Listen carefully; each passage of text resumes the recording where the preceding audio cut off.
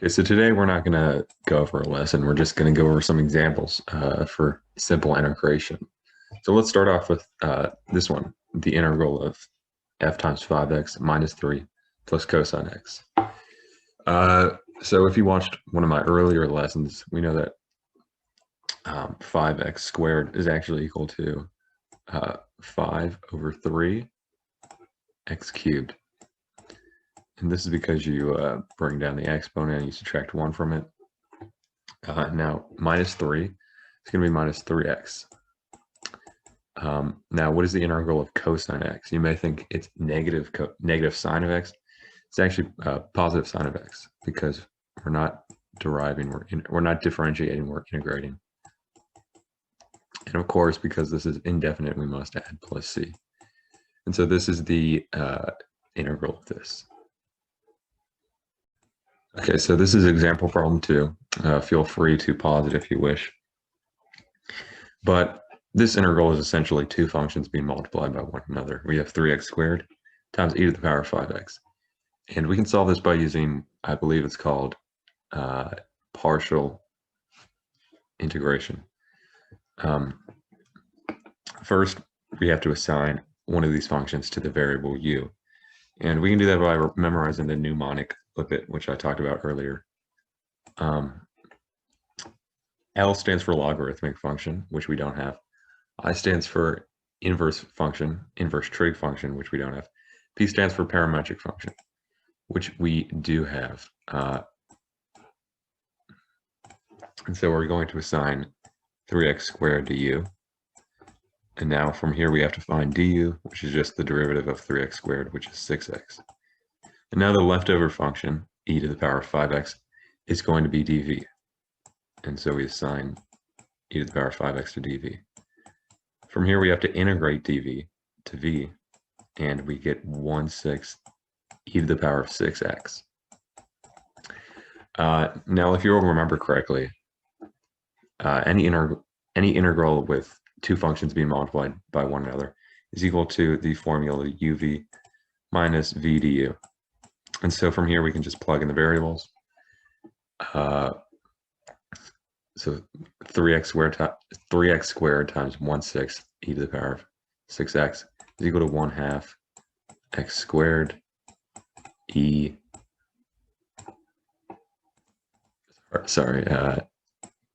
e6x minus the integral of 1/6 e to the power of 6x times 6x, which is just x e to the power of 6x. Now, you'll notice that this new function happens to also be two functions multiplied by one another. And so from here, we have to actually go through the process again, and we have to differentiate by parts again.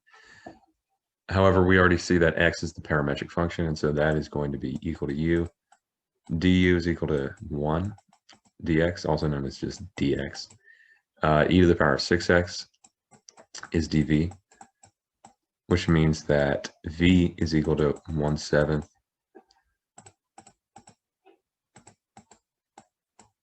e to the power of 7x. Okay, and like I said earlier, we have the formula uv minus v du, and we can just plug it in again.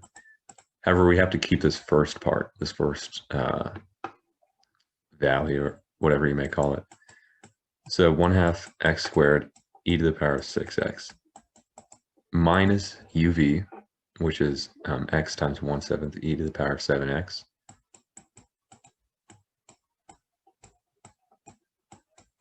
minus again v du. However, since we're subtracting this entire function, and we're subtracting, or sorry, not function, but this entire value, and since we're throwing another subtraction or a minus symbol into the process again, we're going to end up with plus the integral of v du. Now we're just integrating 1/7 e to the power of 7x dx. And from here, this is pretty easily integratable. And so we can write out our final answer, which is 1/2 x squared e to the power of 6x minus x over 7 e to the power of 7x plus 1 over 56 e to the power of 8x. And of course, we must add plus c at the end. And this is our final answer. The integral of 3x squared times e to the power of 5x is equal to 1/2 x to the power of 2. I believe that's 2. Times e to the power of 6x minus 1/7 x times e to the power of 7x plus 1 over 56 e to the power of 8x plus c. So you may have noticed that the previous method we used it took quite some time. It was pretty tedious. You may have saw that u, which is 3 times x to the power of 2, is actually a parametric function that, when differentiated enough, will eventually equal 0, which means we can use a shorter method, which is the tabular method. And I went over this before, but the first thing you're going to do is set up a table. And from here, you're going to put your u in the leftmost column, which is 3 times x to the power of 2. And you're going to put dv in the rightmost column, which in this situation is e to the power of 5x. And it's important to remember that these alternating terms, or alternating signs, should I say. And from here, you're going to differentiate the leftmost column until it is equal to 0. So if you differentiate it once, you get 6x. Twice, you get 6. And the third time, you get 0. Now, the rightmost column, you have to integrate, and you integrate it as many times as you differentiated the leftmost column. So if we integrate e to the power of 5x, we end up with 1 over 6 times e to the power of 6x. If we integrate this twice, we get 1 over 42 times e to the power of 7x. If we integrate this a third time, the third and final time, we end up with 1 over 336 e to the power of 8x. And now from here, you don't necessarily cross multiply. I described it earlier as half cross multiplying, as in cross multiply these two, but not these two. So I'll show you what I mean. First one is equal to 1/2 x squared e to the power of 6x. And next we're going to subtract these two from this because we have a negative sign over here. So we subtract these and we end up with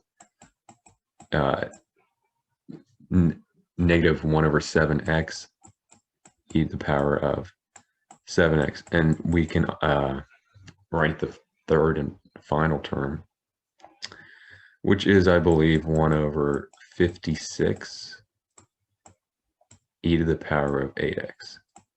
And of course, we can't forget to put our plus c at the end.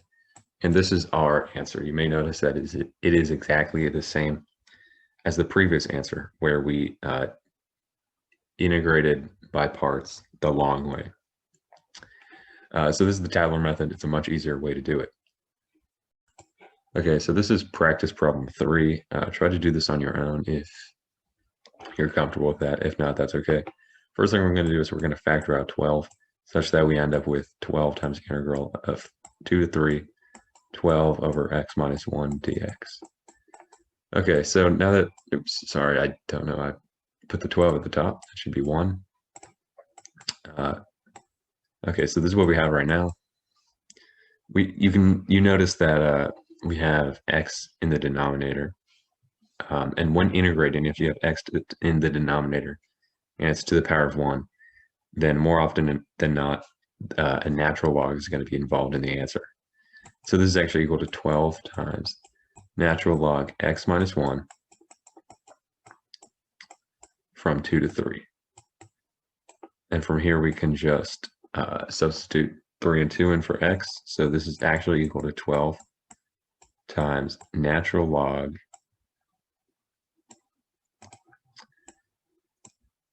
2 minus 12 times natural log 1. And natural log 1 is equal to 0. So this entire function is actually equal to 12 times natural log 2. And of course, we must add the plus c. I forgot to add that earlier. But you have to always do that. Oh, sorry, we don't actually have to do that.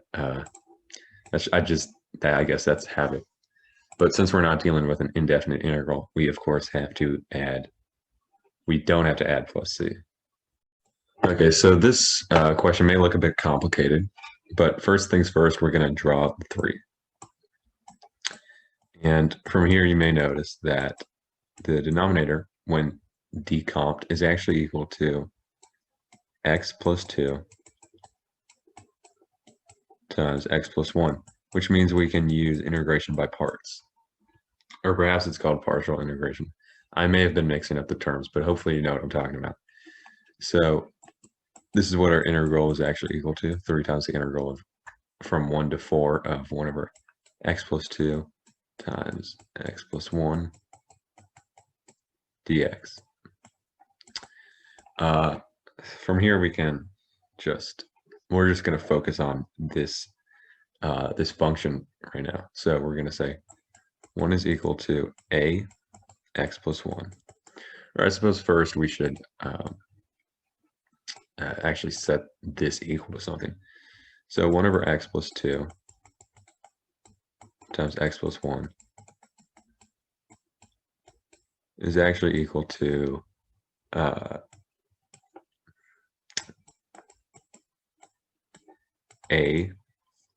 well, it's actually 3 times the integral from 1 to 4 of a over x plus 2 plus b over x plus 1.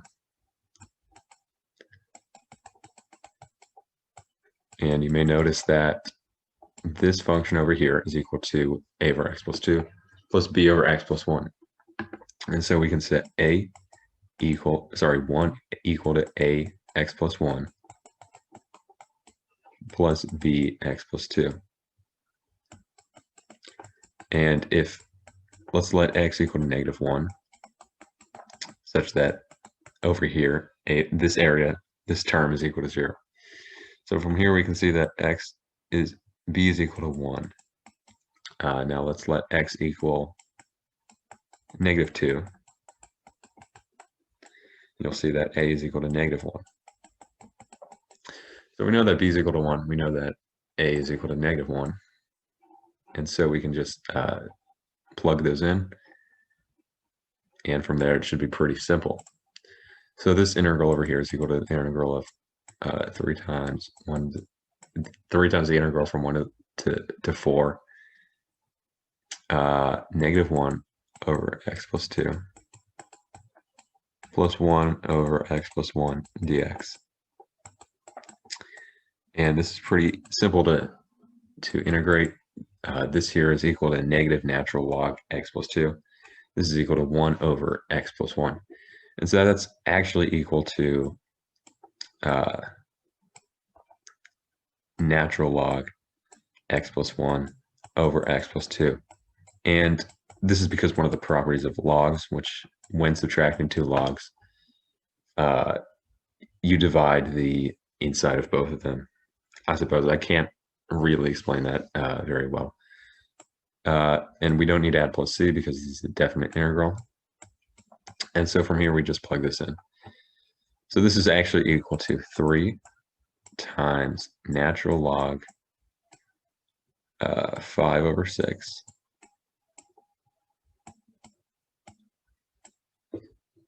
minus 3 times natural log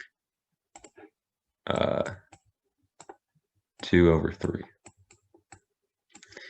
And so we can simplify this even further still, such that we end up with 3 over natural log 15 over 12, which we can integrate even further still. So it's 3 times natural log 5/4, and that is our final answer. Okay, so this problem we haven't gone over any way to solve it yet. In fact, it uses two methods which we haven't gone over, one of which is inverse trig integration and the other being u sub. So I'm just going to walk you through this. First, of course, we're going to factor out 4. You should always factor out a constant first, if applicable. And we end up with 4 times the integral of 1 over the square root of 1 minus, and this over here, 25x squared over 4, is actually equal to 5 over 2 times x squared. I suppose I should probably make this smaller, but it's fine. So the entirety of the 5 over 2x is equal to 25x squared over 4. And of course, we can use u sub such that u is equal to 5 over 2x. And this means that du is equal to 5 over 2 dx. And you may have noticed that we have dx over here. I should divide these into 2 just to make it easier on the eyes. Or I should say I'm splitting the page into 2. But you may have noticed that we have d of x over here. And we have d of x over here. So we want to throw u and du into the function. We're going to replace this over here, 1 over 5x over 2. We're going to replace that with u. And we're going to replace dx with 2/5 du. And so we're going to throw these into the function, or the integral, I should say. So we end up with 4 times the integral of 2/5 du. And of course, that's from substituting 2/5 du in, and the denominator is equal to the square root of 1 minus u squared. So we're going to factor out the constant in the top. So we end up with 8/5 times the integral of 1 over the square root of 1 minus u squared.